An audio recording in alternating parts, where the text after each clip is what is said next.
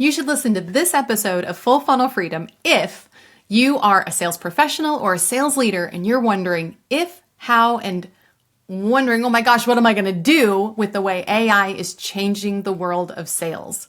If you think AI is going to change the world of sales, you're right. You want to listen to this episode to find out how.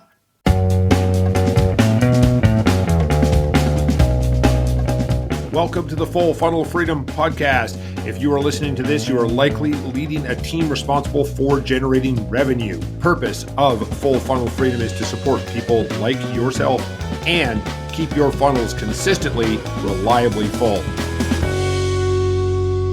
Welcome to the Full Funnel Freedom Podcast. I'm your host, Hamish Knox. Today, I am delighted to have Julie Holmes as my guest. Julie is a serial inventor, tech developer, and strategic innovator with a keen understanding of the rapidly evolving technology landscape, especially when it comes to artificial intelligence. As a dynamic innovator, entrepreneur, and popular keynote speaker, she brings over 2 decades of leadership experience in enterprise technology to the microphone with the goal of helping businesses innovate and differentiate. With AI and other new technologies transforming the business landscape at a breakneck pace, Julie's expertise and down-to-earth approach are highly sought after by brands such as Oracle, PeopleSoft, Expedia, and American Express. Audience, I'll let you guess which of those two of those I use on a regular basis. She's quick to help leaders and teams decipher the constant stream of new tech and map out what they need to do to survive but thrive in the new normal. Julie, welcome to Full Funnel Freedom. Hey, thank you so much, Hamish. I'm so glad to be here. Thank you for having me. I am delighted that the audience is going to get a chance to hear your amazing ideas and insights, specifically around technology and AI. Now, I've given the audience, the 30,000-foot view of who you are and a little bit of your story. Tell us your story. Tell us where you started and how you got to where you are today. Well, I started, I think like most people did, at a cubicle somewhere many years ago. I worked in corporate. So I actually, studied communications and kind of PR and organizational communication and structure. And then I went into technology because it was a great time in the late 90s to kind of get into tech and to be all embedded in that. And I was a consultant with ERP software for decades and became a product strategist and product manager, ultimately leading teams around next generation products. And then I decided that I'd had enough of the cubicle world and wanted to go off on a bit of an adventure. I've been really lucky because I'd done almost every single job at software companies. So everything from sales to consulting to strategy to pricing to customer support, like you name it, I had done the gambit and it was great. And I decided to kind of go off and do my own thing. And that included building my own manufactured products, creating my own software applications. Wow. I do a lot around innovation and, as you can imagine, in the AI space. So I spend a lot of time working with organizations and sales teams in particular on how they can leverage AI to sell smarter and serve better and save time. And so that's kind of what I do now. I'm really fortunate. I get to travel around the world and work with great people all over the place and get to stick my nose in all kinds of new, fantastic technology and just see it change the world. It's pretty awesome. Very cool. What an inspiring story. Now, I'm curious, before we dive into AI and that, and especially for our audience of sales leaders, product, sales, Mars, Venus, cats, dogs, however analogy you would like to use as you relate to those two groups. So speaking to our audience of sales leaders around the world, from your experience, not only being in a sales role, but then also leading these product teams, what are the things that a sales leader should really know about their counterpart on the product side? Oh, I think the biggest thing that they should know is that product does not want to prevent sales. Okay. Tell us more about that. They don't. I can remember being on both sides of the fence, and I can remember that feeling like, why can't you just give me what I need to sell? Why can't you just do that? Like, you should be able to turn that out in a week. Why can't you are trying to be a sales blocker. And I think that is probably the biggest thing is product doesn't want to do that.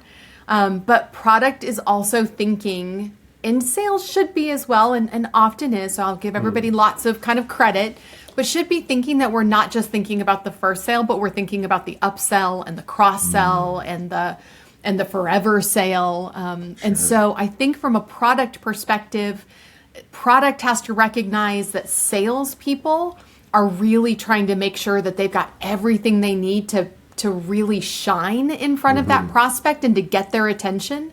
We had a great conversation actually just last week about what I called kind of marketing features and sales features versus product features. And that's this whole idea that there are some things that we need to have in product because they're sexy.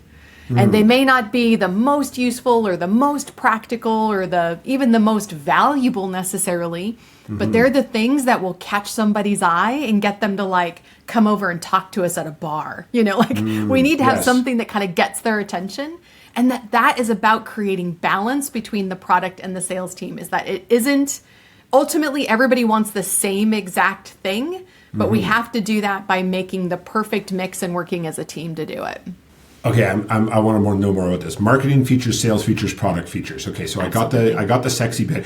Walk us through that, because this is super interesting because these three groups are usually talking the same language or trying to get to the same mountaintop, but they're trying to do it in three different ways. So Tell us more about this conversation, because it sounds really cool.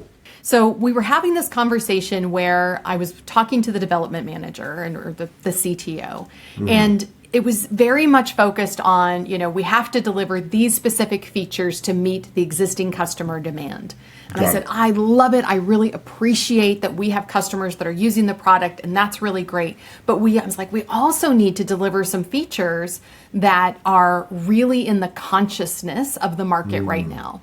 So for example, if we're talking about computer vision is very much a back-end AI technology. Like it's not the kind of thing that, for example, everybody in an organization would use, and probably not everybody in an organization would even necessarily understand, right? Computer vision is about transforming video or images into data that you can consume and do things with. Got it. I said, let's talk about doing some things that we could then piggyback on the collective narrative and the exciting things that are happening around AI in the market. So for example, how do we add generative AI? How do we add generative AI into computer vision? How do we connect those two things together? And he was like, but with generative AI, you won't be able to do everything you need to do in order to create a computer vision app. And I was like, I get it. But I'll be able to tell an entirely engaging story. And the truth is that most of those customers wouldn't really want to use generative AI there.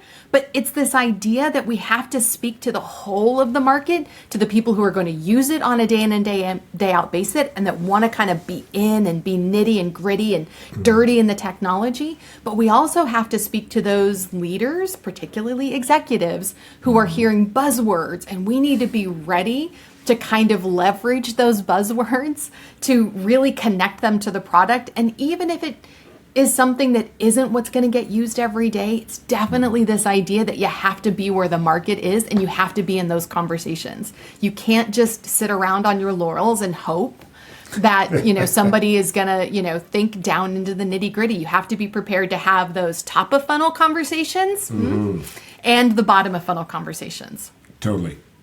And so, out of curiosity, and we're not naming names, so we're not throwing anybody under the bus. Did that land with this CTO? Like, did they really grasp what you were talking about to really get to the nerds? Right, we got the nerds, love it, and also get to the people who don't speak nerd necessarily. I'm going to go with kind of. So it kind of landed with the CTO. It definitely landed with the CEO. And so I think that it's about challenging everyone in our organization to have that broader, more democratized perspective. I just had a call this morning, for example, where we were talking about, how AI is going to change product development and product design across the board for big manufacturers around the world. And one of the topics that we were discussing was the democratization of a process. AI is going to break barriers and is already starting to break barriers in all of these silos and processes that we have throughout our organizations. That's everything from sales to marketing to product design to quality control to manufacturing to supply chain. We're going to be able to get more people involved in more processes, and they're going to have more time to do it because they're going to be saving times on a lot of busy work. Cool. What's an example of that you have either read about, seen, witnessed directly about how we're democratizing processes? Because, yeah, silos don't work. We all figured that out years ago, even before AI. So what are some of those examples that the audience might want to pick up on and possibly implement in their own organizations? For sure. So if we think about something like, let's just keep going with product design since that's what we were just talking about. Sure. So when we think about something like generating product ideas, Okay. like let's say that you're a manufacturer, for example, and you have an idea for a new product, but you've got to come up with a design for that product. Sure. Now, historically, only the designers could really work on that. You had to understand materials. You had to understand how to do CAD drawings. You had to understand, what it was going to cost to manufacture it and the molding process and the injection process. And you had all these things that you had to know technically in order to effectively design a product. But now we can just have a conversation. So now anybody can step into that. So marketing can step into that and say like, oh, we really want to challenge this product to be no bigger than, 1 foot by 1 foot. Or we want it to have a smaller size, or we want to be able to put a logo on it. We want to decide where that logo goes. Give me 100 variations of this product and put the logo in different places so I can see what it looks like. Wow. So this idea that different people can come into play, like even the QA team could look at a design before it's ever been manufactured and say like, yeah, but how am I going to troubleshoot that?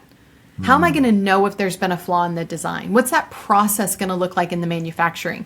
Or maybe it's the support side of things where you've got a support person saying, you know what, I'm going to put in like the top 50 support requests or questions that we get on this product. And I'm just going to give those to you so that you can incorporate those into your design and ask AI to analyze your design and how it would answer those questions, or how we could build a design that enables us to answer those questions more effectively.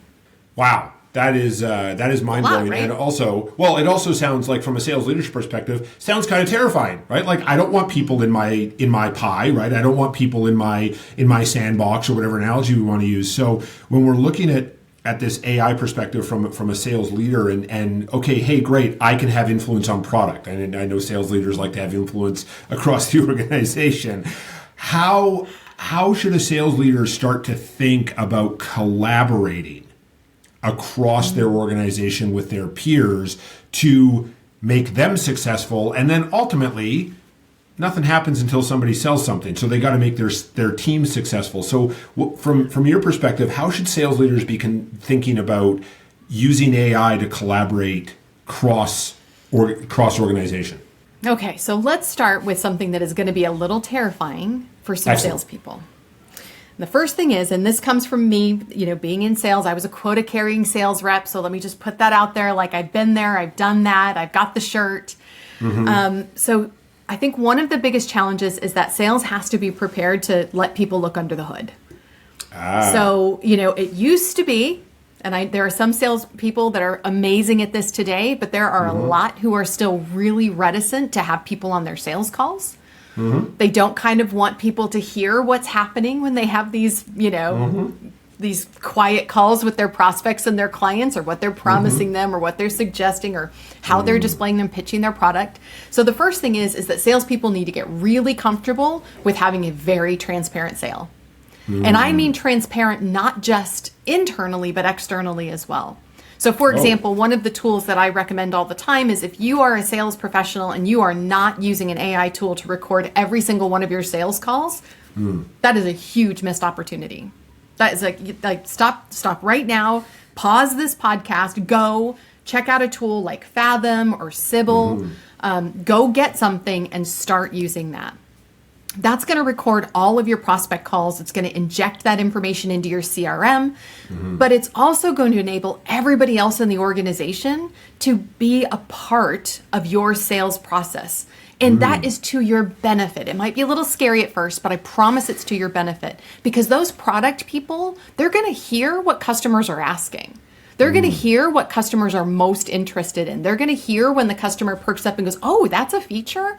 Oh, yeah, we've got a huge problem with that. That's a massively expensive problem for us. We could see a lot of ROI there. So, we can do things like, win-loss analysis off of calls. We can do things like, analyzing the way people are perceiving the call. We can look at things like what their attitudes are, how quickly they're listening, who else they mention. We can get so much more data just from something as simple as seeing the sales process in action and being able to engage with that sales process across the entire organization. And that is going to be really good for sales, but sales has to come to terms with that's one of the things that's going to happen. Fair enough. And actually, listeners, there is a link to Fathom in the show notes. So if you'd like to check Fathom out, click wherever you're listening, go to the show notes and use that. I use Fathom and I absolutely love it. Okay, so sales has got to get a little bit more comfortable with, transparency, for lack of a better term. And we get all this data, right? So as a sales leader, I got lots of data. I got call numbers, I got revenue reports, I got this, I got that. Now I've got this whole other data set. What can I do with that to better lead my team? So you have a lot of data today as a sales rep, but what you have are a lot of KPIs, a lot of end data. But what you probably don't have is a lot of explanation as to why that data ended up where it did. So, for example, let's just stick with the whole idea of recording your sales calls, because everybody who's listening today is definitely calling a prospect at some point or should be. Yeah. I want you to think for a second, if you could really see and understand what's happening on every single sales call, and you could see that en masse. So let's say that you recorded 100 sales calls, 500 sales calls over the course of a month across 20 or 30 different sales reps. What kind of insights could you gain from that? For example, you might be able to gain insights like the more somebody talks, the less they sell. The more questions they ask, the more they sell. How often are people suggesting upsells and cross-sells opportunities? How often are they asking for the call to action? What kind of objections are being raised on every one of those calls? What are the top 10 objections being raised across 500 calls? How long is a typical sales call going to last? So you're looking at the numbers that you have today, like revenue numbers and close, and you're looking at your funnel. And you're looking at your conversion rates on your funnel. But what you're not seeing is some of that really tasty underlying data that would tell you what gets those numbers into the funnel, what leads them into the KPIs, because we've just never been able to be that granular before. Maybe you'll find that it's certain words or certain language that really connects. And if you know that, you can take all of that data and you can work with those other teams, like marketing, for example, to say, hey, I need a white paper on this. I need an ebook on this. I need a presentation on this. We need to be promoting this. And, this person's talking about these 5 competitors. We've never even analyzed these 5 competitors to do competitive analysis. And imagine being able to take, things like, gosh, we keep losing to this competitor. Why do we keep losing to this competitor? Well, you could analyze their whole website in 5 minutes. You could look and see what's all their messaging, what is everything they're saying. I can go out and find all their content. I can get a list of their customers by using tools like Perplexity, for example. I can use all of this technology to very quickly get me to answers that before would have just been on my should-do list. I love that, because ultimately one of the things we coach the leaders we work with on is building out a playbook. Right. So what are those common objections? What are the best questions? And what I'm hearing in what you just shared is you now have legitimate real-time, hey, it happened, as opposed to, so Julie, when you were on that call with that prospect, what did you say? And you're like, well, I said this. And it's like, well, the human memory is fallible. So you probably said something like that, but not literally that. So sales leaders, you can build a playbook way easier based on what Julie is just sharing with you. Julie, what are some of the other tools that you have seen useful at that leadership executive level for supporting the present and the future of the business? Because it's getting harder and harder to do 5-10 year plans. 3 years seems to be about the norm that I'm experiencing. What else can a sales leader use to effectively support and grow their team and hit their targets? Well, there's a lot of things that they can use, and it's going to change every single day. It's actually becomes just such a tricky, almost a tricky question, right? Every day Sure. there's probably 1,000 new AI apps that are coming out. There's probably, 500 that go away that don't make it. Yep. So we're going to see this space moving a lot. So in some ways, rather than necessarily thinking about them as specific tools or apps, I would think about them in use cases. Like, what are Perfect. some of the things that you should be thinking about using AI and technology to do for you? And then when you're ready to do those things, go out and see what are the big players at that moment in time. So, for example, you just mentioned a sales playbook. Well, I can use AI to look at all my sales calls. I can dump in all kinds of data. I can dump in everything we have right now and say, I want you to create me a sales playbook. So right away, I can use it to help me with all kinds of things like documentation, standard operating procedures. There are all kinds of incredible tools right now that will auto-generate your sales playbook, and then you just go in and edit what you want to edit. Wow. So that, you're not starting. Sometimes starting with that blank piece of paper is the most painful thing in the world. Totally. Right? But you can also then be using it to work on all of your messaging. Same kind of concept, right? I can use generative AI to say, you know what, let's think about how we create our messaging and let's try to get some really consistent messaging going for all of our sales reps. But then I can use AI to scale and personalize that message. Oh. So a lot of people will have like, hey, we have a template for a cold outreach. We've got a template email that we use, or we've got a template call script, and that's how we kind of teach our salespeople to do it. Well, imagine if you could take that template and you could put that into AI and say, I've got a call with a professional services firm that's based out of Calgary that has 150 employees, that is using XYZ technology, that, whatever it is that's going on with them. I want you to go and research this company. I want you to find out what their big initiatives are for this year and what's really driving them. I want you to look at the industry as a whole and tell me what's really important for this industry. And I want you to tailor this outreach email so that it's specific to this industry and to this client. Brilliant. And just like that, you've got incredible personalization at scale. Salespeople know, you all know that you should be doing this, but you don't do it. You don't do it because you don't have enough time, because you have a big to-do list, and because it keeps you really, really busy. And so you kind of just do the best you can with the time that you have. But now that excuse is going to just totally go away. You're going to have so much more capability to personalize and scale. Then we can take that to a whole nother level. Things like, I don't know, like making sure that things get updated, like your CRM. Like there's not a single, I speak to sales teams all the time. Like I do a lot of sales kickoff events. All of it. I can, every single time I can walk in and go, bet you're not updating your CRM, are you? And they all go, no, we're not. We're not updating our CRM. Or the sales leaders will say, no, they're not. So what we can do is now you've got tools like, you and I both use Fathom and we love it. There's another tool called Sybil, for example. And Sybil actually has built-in integrations with CRM systems. So it actually goes out and fills in your CRM based on your calls. So now you can automate actual processes and connect up things behind the scenes. That's pretty amazing to be able to do that. And I think from a leadership perspective, there is all this tools and technology, but I guess the one thing I would want to say is, yes, you should look at all the things that AI can help you to do from a sales perspective, but you as a leader, the most important thing you have to do is you have to build the skills on your team to be able to do all of that. Because it's a whole different set of skills that you need to be able to effectively leverage AI and a lot of this new technology than what you have maybe been anticipating in the past. Fair point. And that ties into something else that I was curious about is like, okay, this is great. I'm super productive. I can throw a templated email into an AI and get it instantly personalized, instantly quote unquote, personalized for this specific buyer. And well, wait a second now, I'm now more productive.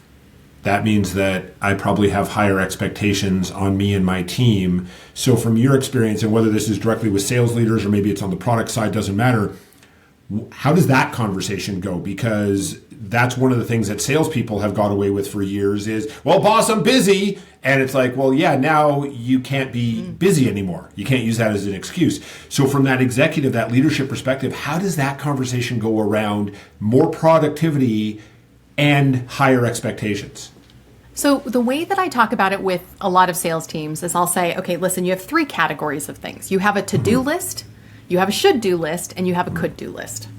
Okay. So when we think about applying technology as a sales leader and talking to your team, same way that if I was talking to your team about how they should think about applying this technology, the first step is to try and tackle your to-do list. Because a lot of times we keep our salespeople so busy with counterproductive work or what I would classify as non-revenue generating work, right? Updating the CRM, filling out reports, like providing updates about this customer, doing customer handovers, like all this stuff, valuable, essential, critical, but not necessarily revenue generating. Right. So they've got this big list, right? And I think, and I can't remember, Hamish, you probably know the number, but it's probably like 70% of the work that a salesperson does is actually what we would classify as busy work or non-revenue generating work. It's a lot. Yeah. So how do we use AI to speed that up? So step one, that's your to-do list, right? Then we move on to the should-do list. Now, this is what your sales leader is already nagging sales professionals to do. So this is all the things that the salespeople, they know they should be doing this. They don't get to it, or they only get to a little bit of that list. So that's things like, hey, I should be more present on social media. I should be, contributing, and I should be commenting on these prospects' LinkedIn posts so that I can start to develop rapport and relationships with them.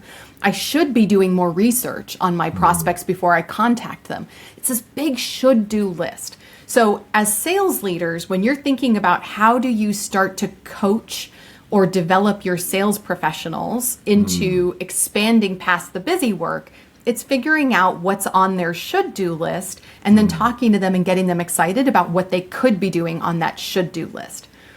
That third list, that's where you start to inspire them. And I think that starts to get really exciting from everybody's perspective as a leader as well as a sales professional.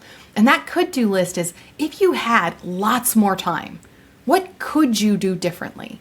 What could you do better? How could you rethink your sales process? How could you rethink your market?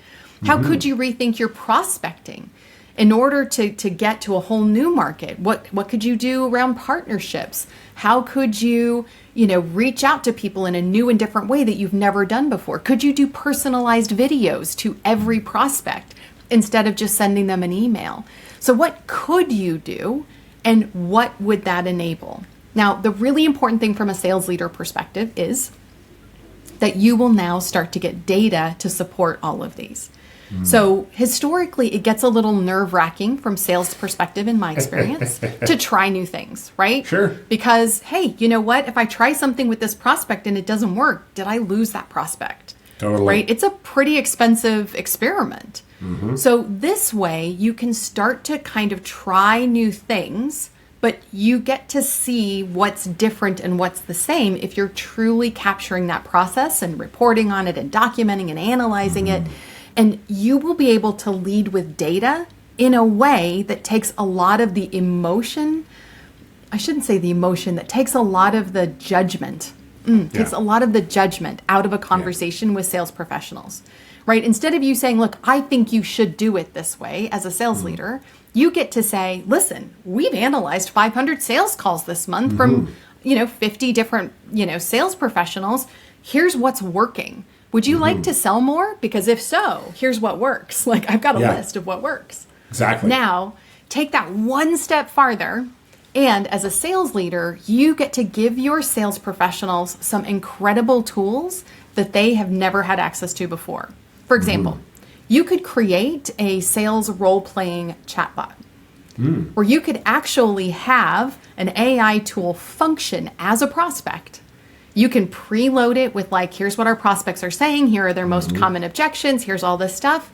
Now I want my sales professional to be able to sit down and test that theory out. Test out the new messaging. How did the AI bot respond to that? How did that messaging feel? What was it like?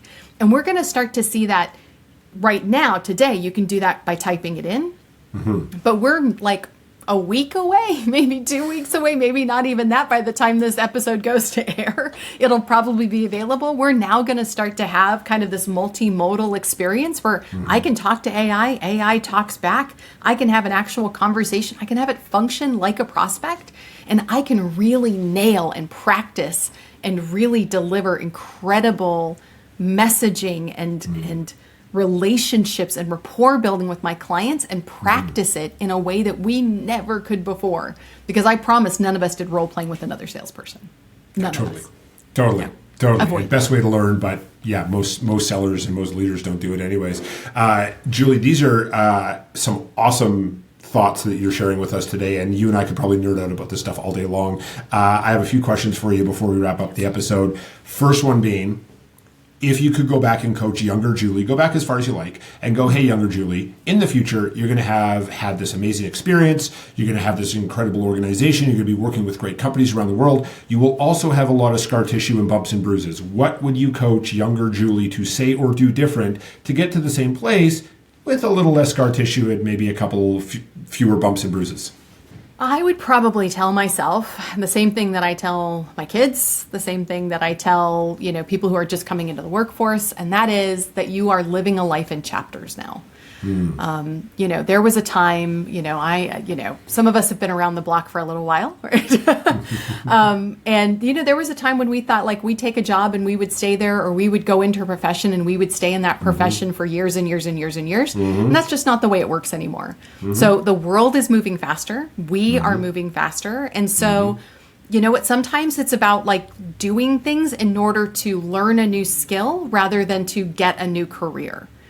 So as you're thinking about yourself, and as I think about my past, right, it's okay, what skill do I need now? I'm going to go do that job for 2 years, or I'm going to go do that job for a year, knowing that that's not where I'm going to stay, right? That is just the next chapter in my journey. And then I'm going to move on to the chapter after that. And maybe I know where that chapter is, maybe I don't, but it makes it easier to make a decision and to say, yeah, I'm going to give that a try. Sure, why not? It's not forever, it's just for now. So I would live a life of chapters that is for now and not forever. Beautiful. What a great sentiment. Thank you for sharing that with us today. Next question I have for you is, what have you read, watched, listened to, whether recently or in the past, that you would recommend sales leaders listening check out for their own development? Well, I do like podcasts. I'm a big podcast fan, and especially now because while I love a good book, the world is moving too fast. So by the time a book gets published, like it's, may or may not be as useful. So one of the podcasts I listen to is called the AI Breakdown, that talks about kind of the latest news. So every day there's what's the latest news in AI. So if you're really trying to stay on top of things, the AI Breakdown is great. Cool. If you are somebody who just likes to be challenged to think differently and to kind of see the world in a different way, one of my favorite podcasts is Freakonomics. Yes. And of course, that's a hugely popular podcast. So many of you who are listening right now probably already listened to it. But if you don't, go check out a few episodes. I just love that it challenges me to see the world in a different way. Yes. And then, of course, I would definitely listen to something like Managing the Future of Work. That's a Harvard Business School podcast. Yes. And that's really good from a leadership perspective and what different organizations are doing to kind of like take their teams to the next level. Very cool. Thank you for sharing all of that with us. Audience, check all those out. I've listened to all of them, and I can highly recommend as well. So, Julie, amazing ideas and insights from you already. What do you have as a closing thought, a final bit of wisdom, or something to plug? The floor is yours. Okay. So what I would say is if you have not done anything to support and train your sales team in AI, shame on you. Go take care of that right now.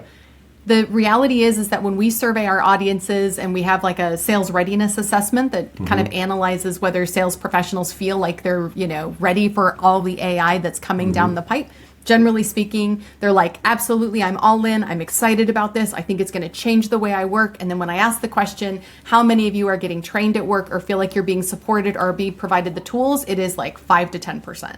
Oi. So you've got to enable your salespeople. So bring me in for a sales kickoff if you are having a sales kickoff and you are looking to get people excited about AI and to start get them leveraging it to improve their sales process. And in the bonus content, which Hamish has put a link to in the show notes here, there's also a link to some additional resources. I've put some of my favorite prompts. I've got a prompt library available on my website. So, go out and just try some new things. Like challenge yourself to try one new thing every single week with AI. And before you know it, you will be a master of the AI trade and you will be selling smarter, serving better, and saving time. Very cool. Julie, what a great way to wrap up. Thanks for being a guest on Full Funnel Freedom today. It was my pleasure entirely. Let's nerd out again soon. Amen, sister.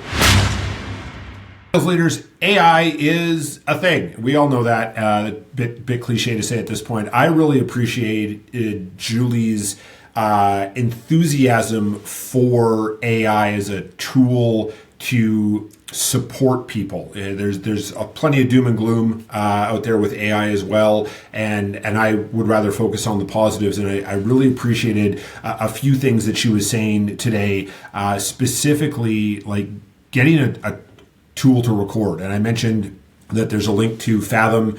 I use Fathom, and it's been really, really mind-blowing for me, where I can go back and I can prep more effectively. I can add things into my CRM. I can have action items. I can also analyze. And then also this idea of transparency, which I want to reinforce what Julie said there, this idea that sales is some kind of black box, dark arts that we just go out and sell stuff. Well, especially if you're in a startup world, sometimes salespeople overpromise and product goes, you said that we could do what now? That was actually one of my very first experiences in selling SaaS. Is the previous seller had told a very, very well-known electronics retailer that our platform had a specific function that didn't actually become available on the platform until 9 months after this retailer signed the deal. So one of my very first meetings when I got into the role of selling this SaaS platform was getting multiple new holes ripped in my body that I was not expecting from this retailer in our first meeting, where they fired us. And my sales manager and I said, we have to agree with you because you were sold something that you didn't actually get to use until you were 3/4 of the way through your initial term with us. So having that transparency is really powerful. And what I know to be true is A players want to show you how awesome they are.